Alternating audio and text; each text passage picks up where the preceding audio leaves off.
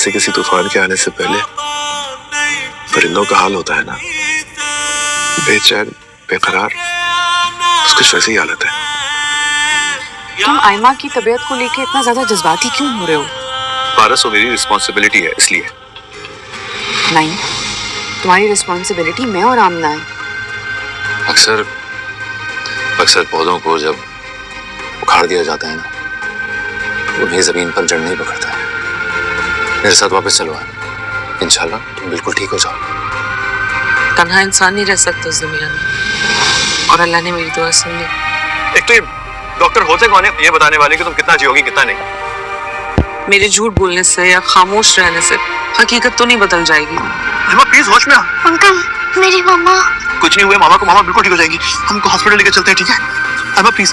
आयमा ने अपनी सारी जिंदगी दुख बर्दाश्त करते हुए गुजार दी। हालांकि वो इकलौती बेटी थी अपने अमीर वालिदैन की, लेकिन क्या होता है कि बचपन से ही उसके दिल में मीर की मोहब्बत बैठ जाती है। मीर से शादी करने के लिए वो मानी जैसे शख्स का रिश्ता भी ठुकराती है, जिसने उसको बाद में कितना ज्यादा संभाला।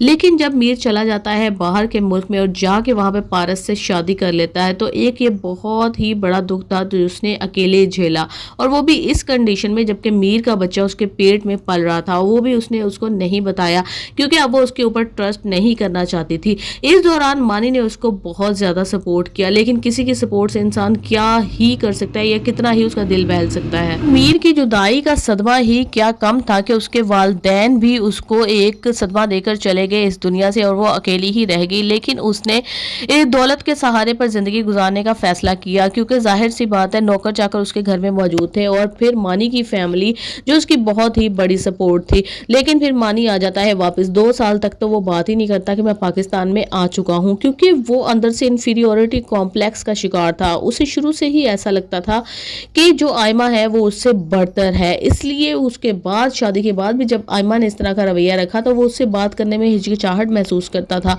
लेकिन जब मानी उसको आगे बताता है कि वहां पे तुम्हारा बेटा भी है, यानी कि एक सरप्राइज है तुम्हारे लिए, तुम्हें जरूर जाना चाहिए, फिर भी वो कोशिश करता है जाने की, सोचता है इस बारे में, लेकिन वो हिम्मत नहीं जुटा पाता।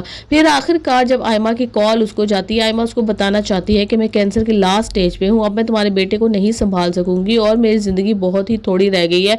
तो वो हैरान और परेशान हो जाता है, उसको अपनी गलतियों का एहसास होता है। एकदम से उसके दिल में आयमा की मोहब्बत जाग जाती है। अब ये एक ऐसी स्टेज उसके ऊपर आ चुकी है जहाँ पे वो आयमा को बिल्कुल भी खोना नहीं चाहता। वो चाहता है कि उसे अपनी जिंदगी में लेकर आए, अपनी बीवी को भी बताए कि ये मेरी पहली बीवी है और इज्जत के काबिल है, ये मेरे बेटे अब्दुल्ला की माँ भी है।